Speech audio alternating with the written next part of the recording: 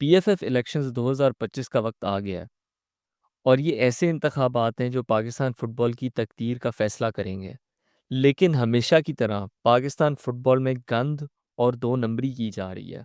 हमेशा की तरह वो लोग हरकत में आ गए हैं जिनकी वजह से पाकिस्तान फुटबॉल तबाही की तरफ रहा है।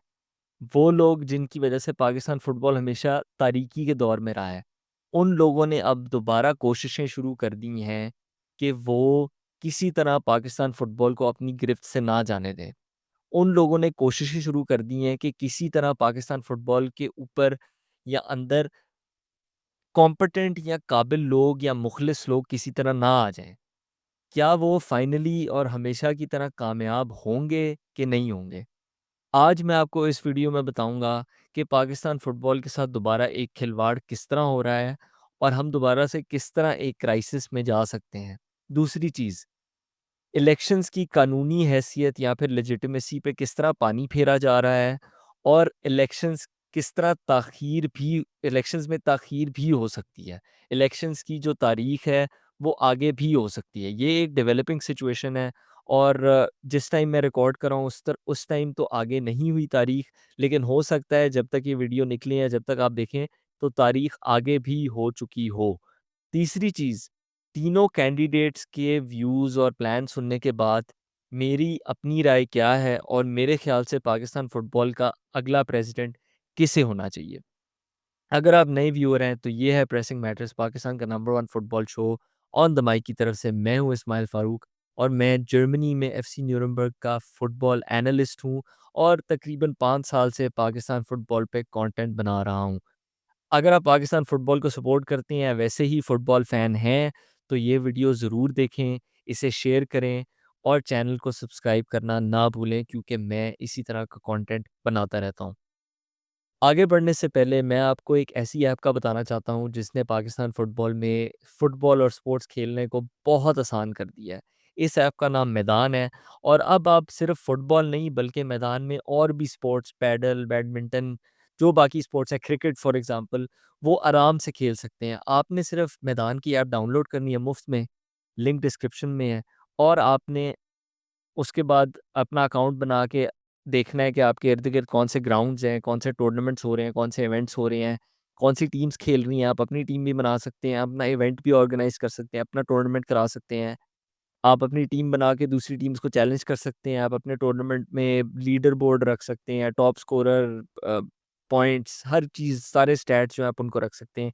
ये सब मैदान की ऐप में पॉसिबल है और अब इसके अलावा मैदान की ऐप में आप अपने आस-पास फुटबॉल अकेडमीज़ को भी देख सकते हैं, जिसके अंदर स्टैट्स होंगे कोचेज़ की तरफ से, जो आप फॉर एग्ज़ाम्पल अगर आप एक पेरेंट हैं, तो आप अपने बच्चे के स्टैट्स भी मॉनिटर कर सकते हैं ओवर टाइम और कोचेज़ की क्वालिटी भी ऐप के अंदर चेक कर सकते हैं। सब कुछ अवेलेबल है। इसके साथ-साथ हमारा एक प्रोमो कोड है OTM15, इसको आप मैदान की बुकिंग्स में यूज़ करें और उनके मर्चेंडाइज़ स्टोर में यूज़ करें। मर्चेंडाइज़ स्टोर में आप जो भी खरीदेंगे या फिर आप जो भी बुकिंग करवाएँगे, उसमें आप OTM15 यूज़ करें। इसका भी लिंक जो है डिस्क्रिप्शन में होगा और 15% ऑफ डिस्काउंट पाएँ। ये सब डिटेल्स डिस्क्रिप्शन में है। अब आगे बढ़ते हैं वीडियो पे। अच्छा, अब मैं आपको बताता हूँ कि पाकिस्तान फ़ुटबॉल के अंदर क्या गंदबला चल रही है और क्या गंदी सियासत और दो नंबरी चल रही है। पहले तो रूमर मैं आपको बता देता हूँ क्या है। रूमर ये है कि Pakistan football federation normalisation committee के मेंबर शाहिद खोखर जो हैं, वो हाफ़िज़ ज़काउल्लाह को सपोर्ट कर रहे हैं और उन दोनों के पास बैकिंग है फॉर्मर पीएफएफ प्रेसिडेंट फ़ैसल साले हयात की, ठीक है? दूसरी जो चीज़ 2 नंबरी गंदबला वग़ैरह चल रही है जिसको जो जो इस डायरेक्शन में पॉइंट करती है, वो ये है कि ज़ाहिर शाह जो केपी के फुटबॉल एसोसिएशन के सदर थे, वो आपको पता है कि बैन हो गए। उसके बाद उनके बैन होने के बाद ताहा अलीज़ई आए, ये हमें सब पता है, और उनके ज़ाहिर शाह के जो वोट्स थे उन्होंने कहा कि अब वो सारे वोट्स जो हैं वो ताहा अलीज़ई की तरफ जाएँगे, कि मैं अब ताहा अलीज़ई को सपोर्ट कर रहा हूँ तो सारे मेरे वोटर ताहा अलीज़ई के पास जाएँगे। तो पीछे कुछ हरकत ये चली हैं कि केपी के कांग्रेस के अंदर वोट तोड़वाने की कोशिश की गई है ताकि ताहा अलीज़ई के वोट कम हों, किसी तरह कम किए जाएँ। फिर अब रिसेंटली, जिसकी वजह से फिर मैं अब ये वीडियो बना रहा हूँ, पंजाब फुटबॉल एसोसिएशन के प्रेसिडेंट नवीद असलम लोधी के खिलाफ कुछ चार्जेस आए हैं, और वो चार्जेस 2015 में उन्होंने कुछ किया था, उनके चार्जेस हैं। और ये चार्जेस सडनली इलेक्शन से 6 दिन पहले आ गए हैं, ठीक है। और उसकी हेयरिंग अब 2 दिन बाद है। आज 14 मई है जब मैं रिकॉर्ड कर रहा हूँ, 16 मई को हेयरिंग है मेरे ख्याल से, 20 मई को इलेक्शंस करवाने थे। 6 दिन पहले जो है इन्होंने ये चार्जेस कहीं से उठा के ले आए हैं, और अब 2 दिन में हेयरिंग करेंगे, और अब देखते हैं कि हेयरिंग का नतीजा क्या होगा।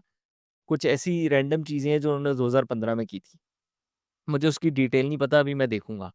लेकिन मज़े की बात यह है कि ये जो प्रेसिडेंट पंजाब एफए के प्रेसिडेंट हैं नवीद असलम लोधी, जिनके खिलाफ ये चार्जेस आए हैं, ये भी ताहा अली जई को सपोर्ट कर रहे हैं, ठीक है। तो क्लियरली एक सामने आपको पता लग रहा है कि एक मूवमेंट चल रही है कि किसी तरह ताहा अली जई, जो मैंने आपको अभी 3-4 वीडियोस पहले बताया था कि ये फेवरेट हैं, और उस टाइम पे यही फेवरेट थे, और अभी भी ये फेवरेट हैं। तो एक मुहिम चल रही है, एक मूवमेंट चल रही है कि किसी तरह उनके वोट तोड़े जाएं, और किसी तरह जो है वो फेवरेट है उनको हटाया जाए, और किसी और को जो है वो आगे लाया जाए, ठीक है। और ये गंद और ये बगैरती और 2 नंबरी वाली मूव्स जो हैं इसी वजह से की जा रही हैं, जो कॉन्स्टिट्यूशन के ख़िलाफ़ हैं, जो ड्यू प्रोसेस के ख़िलाफ़ हैं, जो फेयरनेस और प्रिंसिपल्स ऑफ जस्टिस और प्रॉपर प्रोसीजर्स, इन सब के ख़िलाफ़ हैं। ये सब किया जा रहा है दोबारा। 10 साल पाकिस्तान फुटबॉल इन 2 नंबरियों की वजह से क्राइसिस में था। अगर आपने उस क्राइसिस को छोड़ के एक बड़ा बिग पिक्चर देखना है, तो पाकिस्तान फुटबॉल 40-50 साल से डेवलप ही नहीं हो सका, इन्हीं 2 नंबरियों, इन्हीं गंद, इन्हीं जो है वो बगैरतियों की वजह से। अभी आपने रिसेंटली देखा है कि पाकिस्तान और इंडिया के जो मुकाबला हुआ है, उसमें पाकिस्तान ने क्या कारकर्दगी दिखाई है, कमाल कारकर्दगी दिखाई है। और हमें उस दिन, उन दिनों में फ़ख्र हो रहा था पाकिस्तानी होने पे, और हमें फ़ख्र हो रहा था कि यार पाकिस्तान ने जो है वो अपने आप को जो है वो दुनिया के सामने दिखाया है, और अपनी सलाहियतों का जो है वो दुनिया के सामने एक जो है वो मुज़ाहिरा किया है। और हमें उस बैटल क्या मैं कहूँ, जो भी आमना-सामना हुआ था, उसने हमें दिखाया है कि पाकिस्तान के पास बहुत कैपेबिलिटीज़ है, बहुत सलाहियत है। लेकिन हम अपने ही सबसे बड़े दुश्मन हैं। हम अपने ही खिलाफ हैं। हम अपने ही पैर पे कुल्हाड़ी मारते हैं। हमारे पास सलाहियत तो इतनी है, लेकिन हम तरक्की नहीं करना चाहते। मतलब कि आप देखें कि पाकिस्तान फुटबॉल के सबसे बड़े दुश्मन कौन है? पाकिस्तानी खुद। और ये वही दुश्मन है जो आज दोबारा आ गए हैं सामने। ये वही दुश्मन है जो दोबारा 2 नंबरी करने की कोशिश कर रहे हैं। ये वही पाकिस्तान फुटबॉल के दुश्मन हैं जो एक आखिरी वार कर रहे हैं कि किसी तरह उनका पाकिस्तान फुटबॉल पे कब्ज़ा जारी रहे। ये वही कॉकरोच और जरासीम हैं, जिनकी वजह से पाकिस्तान फुटबॉल जो है वो गंद बला में ही फँसा रहा है पिछले 40-50 साल। ये वही लोग हैं जिन्होंने हमें फुटबॉल की बेसिक्स से तक महरूम किया है। ये वही लोग हैं जिनकी वजह से हमारे मुल्क में एक डिसेंट लीग तक नहीं हो सकी।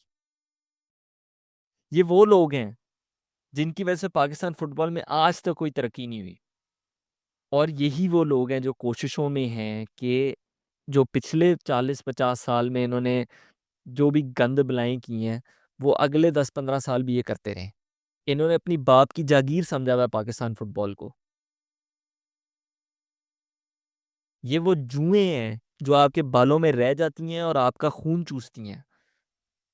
और ना आपके बाल ठीक रहते हैं, ना आप कुछ और ठीक रहता है, लेकिन ये सेट रहते हैं। इनकी ज़िंदगी चलती रहती है, इनको खाना-पीना मिलता रहता है। बस हो गई है अब मेरी इन लोगों से। बस हो गई है पाकिस्तान फुटबॉल की इन लोगों से। अब वक़्त आ गया है कि इन लोगों से हमारी जान छुटे, हमारी पाकिस्तान फुटबॉल के दुश्मनों से जान छुटे, और अब हम एक नई एरा, एक नई तारीख में जाएँ। और अगर ये लोग अपनी कोशिशों में कामयाब हो गए इस दफ़ा, तो फिर मुझे नहीं पता यार, फिर पता नहीं, फिर अगले 5, 10, 15 साल दोबारा वही होगा जो पिछले 30-40 साल में हुआ है। लेकिन ऐसा नहीं हो सकता। अब हम ऐसे मोड़ पे हैं कि हम इन दोबारा इन लोगों को नहीं जीतने दे सकते। Enough is enough. बस बहुत हो गई है। इन कॉकरोचों, इन जरासीमों, इन जुओं से हमें आगे बढ़ना होगा, इनको हमें निकालना पड़ेगा फुटबॉल से। इसलिए इतना ज़रूरी है कि सही बंदा आए, इसलिए इतना ज़रूरी है कि हमारे पास ऐसे बंदा आए, जो फुटबॉल से मोहब्बत करता है, जो फुटबॉल के बारे में जानता है, जो फुटबॉल से मुखलिस है, जो कि पाकिस्तान फुटबॉल को वो मॉडर्न और एक मैं क्या कहूँगा एक एक विज़नरी आउटलुक देगा, जो कि हमें 30, 40, 50 साल से कभी नहीं मिली। अगर ये तो पाकिस्तान फुटबॉल के दुश्मन कामयाब हो गए, तो वही हाल रहेगा जो हमेशा रहा है। मेरा एक सवाल है इस चीज़ को कंक्लूड करने से पहले कि फीफा किधर है? मुझे समझ नहीं आ रही। फीफा ना होने की वजह से ही फीफा के इनएक्शन और फीफा की इनडिसाइसिवनेस की वजह से हमें 10 साल का इतना बड़ा बहरान देखने को मिला। जब 2014-15 में फैसल सालेयात ने अपनी 2 नंबरी की कॉन्स्टिट्यूशन के अंदर और अपने आप को ही दोबारा प्रेज़िडेंट बना दिया 2 नंबरी करके। तब फीफा ने उस टाइम पे जो एक चीज़ थी जो लिटरली साल 2 में ख़त्म हो सकती थी मैक्सिमम, वो फीफा की वजह से 10 साल तक गई। क्यों? क्योंकि उन्होंने फैसल सालेयात को एक्सटेंशन दे दी। फैसल सालेयात को उधर रोक के इलेक्शंस दोबारा करवाने उस टाइम पे फैसल सालेयात को रोकते, नॉर्मलाइजेशन कमेटी लगाते फ़ौरन और इलेक्शंस करवा देते तो मामला ख़त्म हो जाना था। लेकिन उन्होंने नहीं किया और अब अगर फीफा दोबारा गायब है, तो हम दोबारा इस सारे दलदल में ही फँसे रहेंगे और फिर पता नहीं भाई फिर घर चलते हैं। मैं भी ये छोड़ देता हूँ चैनल करना, आप भी घर बैठ जाओ, छोड़ देते हैं कुछ करना क्योंकि मैं इतना एक्साइटेड था कि फाइनली पाकिस्तान फुटबॉल के अंदर अब एक नई मूवमेंट आएगी। हम इलेक्शंस की तरफ जा रहे थे, फुटबॉल की बात हो रही थी, कैंडिडेट्स के इंटरव्यूज़ हो रहे थे, उनके मैनिफेस्टो पे बात हो रही थी, ऐसा पहले कभी नहीं हुआ। फुटबॉलिंग लोग जो है वो आने लगे थे और अब दोबारा ये गंद-बला, ये बगैरती, ये 2 नंबरी ये शुरू हो गई है, जो कि हमेशा पाकिस्तान में होती है। क्योंकि हमारी हमारी कौम ही ऐसी है। लेकिन अब अल्लाह ताला मेरी दुआ ये है कि किसी तरह ये लोग ऊपर ना आएँ, किसी तरह जो है वो फाइनली जो मुखलिस लोग हैं, जो कॉम्पिटेंट लोग हैं, वो किसी तरह ऊपर आ जाएँ, ताकि हम आगे बढ़ सकें। ख़ैर, कैंडिडेट्स के बारे में थोड़ी-सी जल्दी बात करना चाहता हूँ। अनफॉर्चुनेटली हाफ़िज़ ज़काउल्लाह साहब का इंटरव्यू नहीं कर सका मैं। मैंने उनको काफ़ी दफ़ा रीच आउट किया है, लेकिन उनके साथ स्केड्यूल नहीं हो सका इंटरव्यू। बाकी दोनों के साथ ऑफ़ कोर्स मैंने तफ़सीली गुफ्तगू की है, उसको जाके चेक करें, वो लिंक भी डिस्क्रिप्शन में होगा। घंटे से ऊपर मैंने उन दोनों से कन्वर्सेशंस किए हैं, तो आप उनको ज़रूर जाके देखें। हाफ़िज़ ज़काउल्लाह के साथ क्योंकि मैं एक गुफ्तगू नहीं कर सका, तो मैं उनको थोड़ा डिस्कस करना चाहता हूँ और अपनी राय देना चाहता हूँ पहले। वो ये है कि मेरे ख़्याल से कुछ उन्होंने जो बातें की थी, अगर आपने उनका इंटरव्यू नहीं देखा, उन्होंने अली अहसन के साथ footballpakistan.com पे इंटरव्यू किया है, वो जाके देखें। बेसिकली उन्होंने कुछ बातें की हैं जिनसे मैं मुत्तफ़िक हूँ। उन्होंने सपोर्ट दिखाई है क्लब बेस्ड लीग के लिए। उन्होंने कहा क्लब बेस्ड लीग हमारी प्रायोरिटी है, मैं फ्रैंचाइज़ लीग नहीं चाहता। फ्रैंचाइज़ लीग का मैं हक़ में नहीं हूँ और इस चीज़ के साथ मैं भी मुत्तफ़िक हूँ और मैं भी फ्रैंचाइज़ लीग के जनरली हक़ में नहीं हूँ और मुझे लगता है हमारी जो है प्रायोरिटी क्लब बेस्ड लीग होना चाहिए। फिर उन्होंने दूसरी चीज़ ये कही कि वो प्लेयर डेवलपमेंट, रेफरी डेवलपमेंट पे फ़ोकस करना चाहते हैं और वो जो कोचेज़ की तादाद है पाकिस्तान में, उसको बढ़ाना चाहते हैं। मैं भी इसके साथ 100% मुत्तफ़िक हूँ, मेरे ख़्याल से सारे ही लोग मुत्तफ़िक होंगे। तो ये भी एक अच्छी चीज़ है। लेकिन अब इसी से लिंक्ड एक चीज़ है जिससे फिर मैं अपने पॉइंट की तरफ आता हूँ। वो इनके मैनिफेस्टो जो मैंने पढ़ा है, इनके मैनिफेस्टो में लिखा हुआ है कि उनका टारगेट ये है कि 4 साल के अंदर-अंदर हम 10 प्रो लाइसेंस और 100 ए लाइसेंस कोच जो है वो डेवलप करना चाहते हैं। 10 प्रो लाइसेंस और 100 ए लाइसेंस कोच।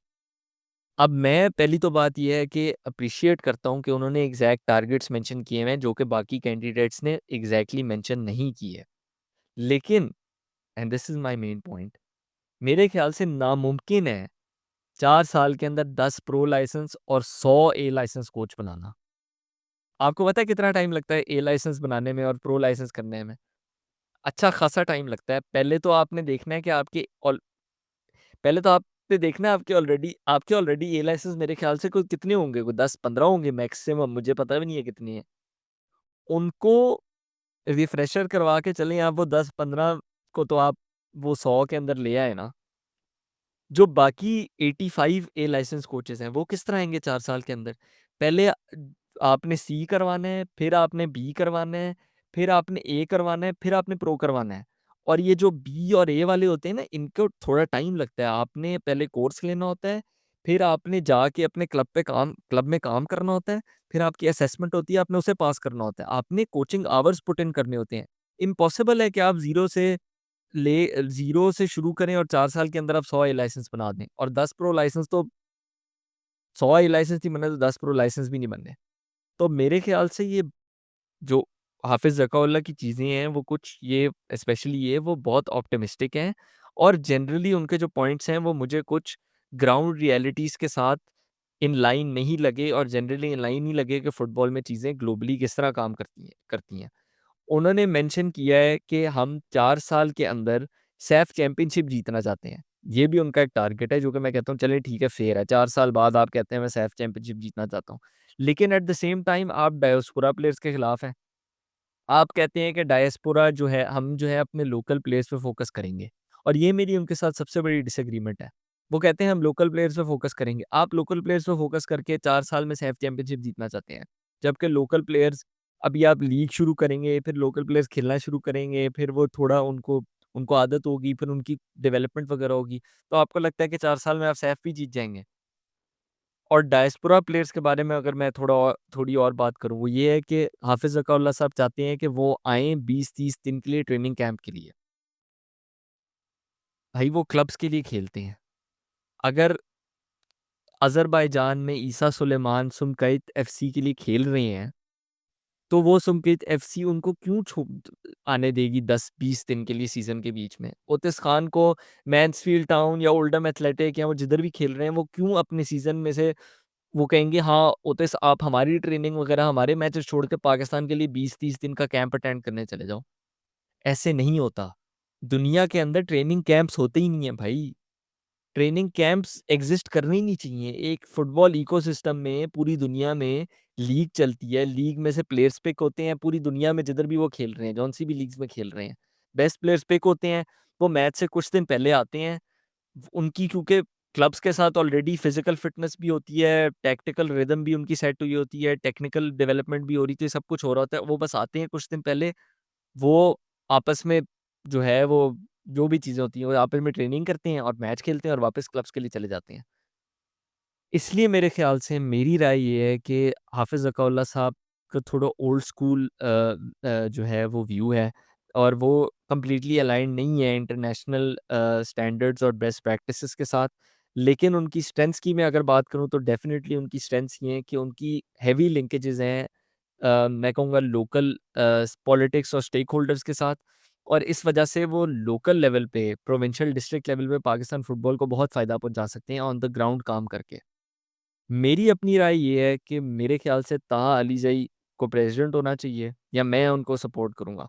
मुझे लगता है कि मुझे ताहा अलीज़ई बेस्ट लगते हैं प्रेज़िडेंट के लिए, और साथ-साथ मुझे लगता है कि मोहसिन गिलानी को कोई अहम ओहदा जो है वो मिलना चाहिए पीएफएफ के अंदर, जिसमें वो ताहा अलीज़ई को सपोर्ट करें।